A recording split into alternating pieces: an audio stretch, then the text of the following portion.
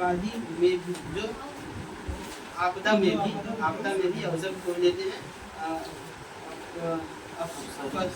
अफसरों के नाक के नीचे सरकारी जमीन पर कब्जा कर लेने वाले भूमाफियाओं के लिए चांद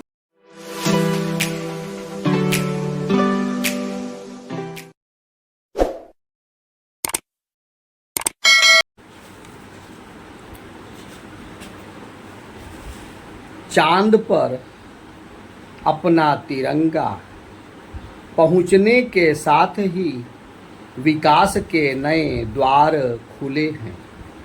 साथ ही कुछ आशंकाएं और संभावनाएं भी पैदा हुई हैं। पहले आशंकाओं की बात कर लेते हैं। अब आंख बंद करके महबूबा या पत्नी के चेहरे की तुलना चांद से नहीं की जा सकेगी। मानहानि के दावे का खतरा है, क्योंकि महबूबा और पत्नी भी अब चांद की असली सूरत से वाकिफ हो चुकी है। वहाँ भी बड़े बड़े गड्ढे हैं। अब ऐसे सभी फिल्मी गीत, कविताएं और शेर व शायरी भी निरर्थक मानी जाएंगी, जिनमें चांद को हाजिर नाजिर मानकर प्रेमिका की शान में कसीदे काढ़े गए हैं। उनकी जगह महंगे और स्वास्थ्यवर्धक टमाटर, चुकंदर आदि से उनकी खूबसूरती की तुलना की जा सकती है। अब शादी तय करते समय लड़की को चांद या उसका टुकड़ा बताने पर पाबंदी लगानी होगी।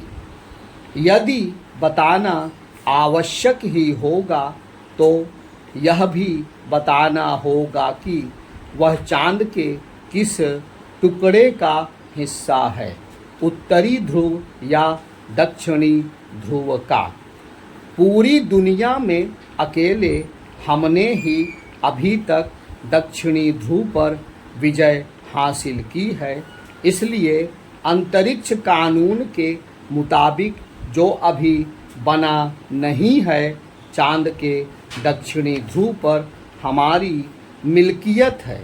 ऐसे में विवाह योग्य कन्या को किसी और ध्रुव का बताना स्वतः खारिज हो जाएगा।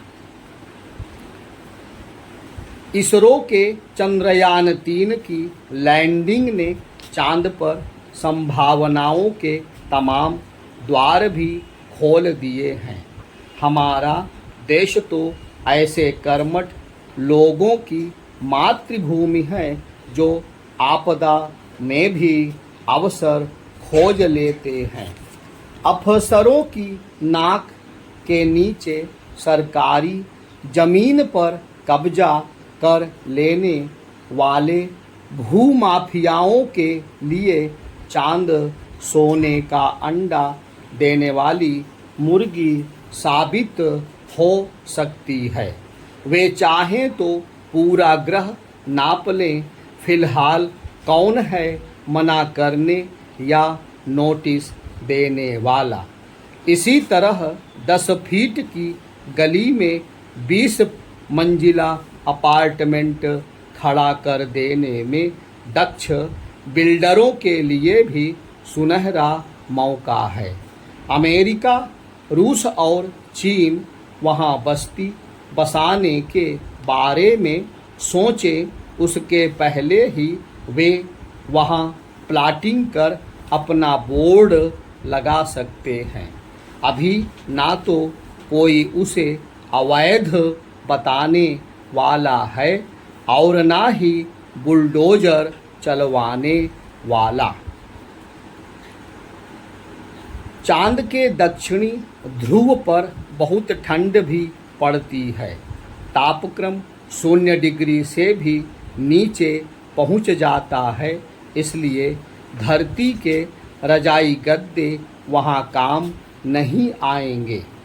उस दशा में हीटर, ब्लोवर और नए किस्म के गर्म हवा देने वाले एसी के कारोबार के लिए वहाँ असीम संभावनाएं हैं। देश के उद्योगपति वहाँ इनकी फैक्ट्री लगाने के बारे में सोच सकते हैं। विज्ञानियों को उम्मीद है कि वहाँ शायद बर्फ़ के रूप में पानी हो। मिल जाता है तो सोने पर सुहागा। वहाँ व्यापारी भाइयों के लिए आरओ, मिनरल वाटर या चंद्र नीर नाम से बोतलबंद पानी का कारोबार शुरू करने की प्रचुर संभावनाएं हैं। चूँकि पीएम मोदी ने कह दिया है कि अब चंदा मामा दूर के नहीं बल्कि टूर के, तो ट्रैवल ऑपरेटर भी सक्रिय हो सकते हैं। चांद पर अभी किसी आबादी का पता नहीं चला है। पूरा ग्रह पाकिस्तान के सरकारी खजाने की तरह वीरान पड़ा है। यानी अगर किसी का 10 का नोट वहाँ गिर जाए तो कोई उठाने वाला नहीं है। इसलिए हमारे चंद्रयान में चोरी चकारी का कोई खतरा नहीं।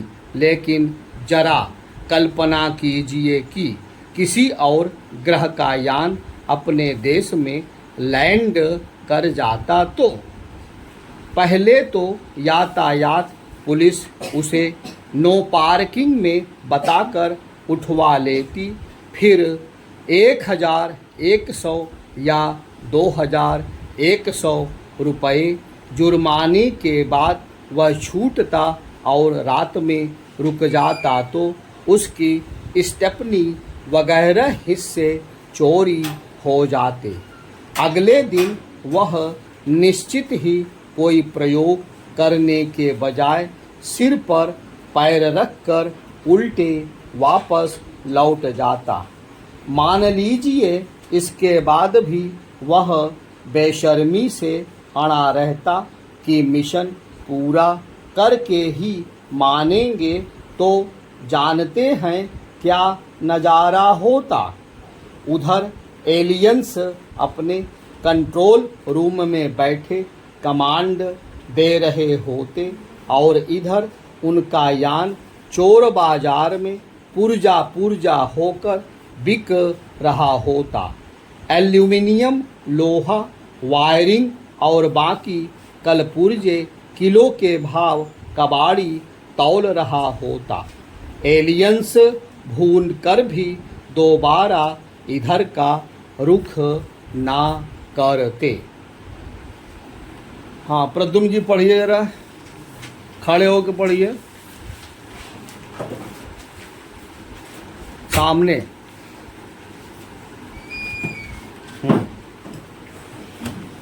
चांद पर अपना तिरंगा पहुंचने के साथ ही विकास के नए द्वार खुले हैं। साथ ही कुछ आशंकाएं और संभावनाएं भी पैदा हुई हैं।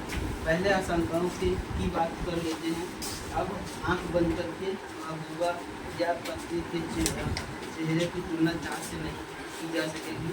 मानहानि के दावे का खतरा है क्योंकि महबूबा और पत्नी भी अब चांद की असली सूरत से वाकिफ हो चुकी हैं। वहाँ भी बड़े बड़े गड्ढे हैं। अब ऐसे सभी फिल्मी गीत, कविताएं और शेरो शायरी भी निरर्थक मानी जाएंगी जिनमें चाँद को हाजिर नाजिर मानकर प्रेमिका की शान में कसीदे काढ़े गए हैं। उनकी जगह महंगे और स्वास्थ्यवर्धक टमाटर, चुकंदर आदि से उनकी खूबसूरती की तुलना की जा सकती है।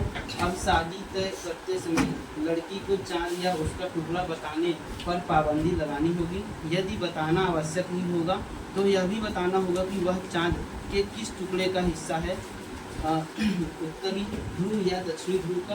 पूरी दुनिया में अकेले हमने ही अभी तक दक्षिणी ध्रुव पर विजय हासिल की है। इसलिए अंतरिक्ष कानून के मुताबिक जो अभी बना नहीं है, चांद के दक्षिणी ध्रुव पर हमारी मिल्कियत है। ऐसे में विवाह योग्य कन्या को किसी और ध्रुव का बताना स्वतः खारिज हो जाएगा। इसरो के चंद्रयान 3 की लैंडिंग ने चांद पर संभावनाओं की तमाम द्वार भी खोल दिए हैं। हमारा देश तो ऐसे कर्मठ लोगों की मातृभूमि है जो आबादी में भी जो आपदा में भी अवसर खोल देते हैं।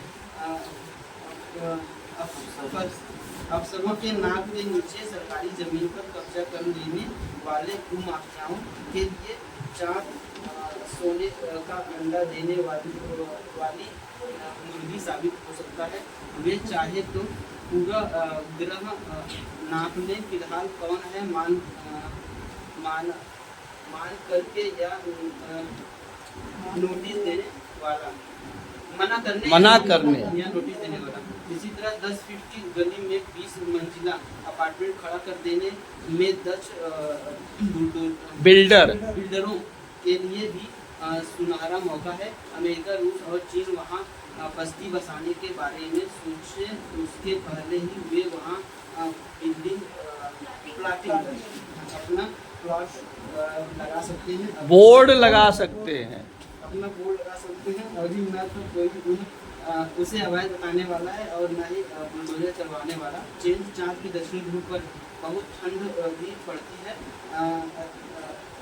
तापक्रम 0 डिग्री से भी नीचे पहुंच जाता है। इसलिए धरती के रजाई गद्दे वहाँ काम नहीं आएंगे। उस दशा में हीटर, ब्लोअर और नए किस्म के गर्म हवा देने वाले एसी के कारोबार के लिए वहाँ असीम संभावनाएं हैं। देश के उद्योगपति वहाँ उनकी फैक्ट्री लगाने के बारे में सोच सकते हैं। विज्ञानियों को उम्मीद है कि वहाँ शायद बर्फ के रूप में पानी हो। माना जाता है कि मिल जाता है तो सोने पर सुहागा। वहाँ व्यापारी भाइयों के लिए आरओ मिनरल वाटर या चंद्रनीर नाम से बोतल बंद पानी का कारोबार शुरू करने की प्रचुर संभावनाएं हैं। चूँकि पीएम मोदी ने कहा दिया है कि अब चंदा मामा दूर के नहीं बल्कि दूर के, तो ट्रैवल ऑपरेटर भी सक्रिय हो सकते हैं। चांद पर अभी किसी आबादी का पता नहीं। लिखिए।